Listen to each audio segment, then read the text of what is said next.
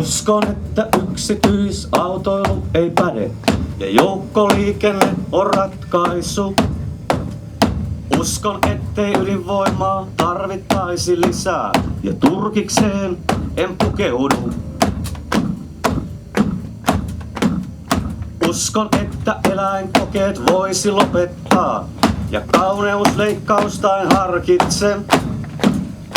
Uskon, että sukupuolirajoja ei ole ja adoptio oikeus kaikille.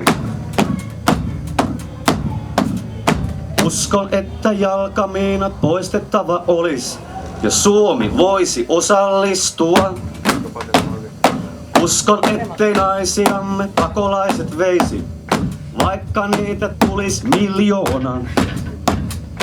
Uskon, että ihmiskauppa kitkettävä olis ja lapsityö ei hyväksyntää saa. Mä uskon, ettei mies ole luomakunnan kruunu, vaikka vaimoansa alistaa. Toisaalta mä uskon, että ihminen on paha ja perisynti elää lihassa. Pyrkimystä oikeuteen ja pyrkimystä hyvään voi silti pitää lähtökohtana. Ra-ra-ra-ra, ra-ra-ra-ra, ra-ra-ra.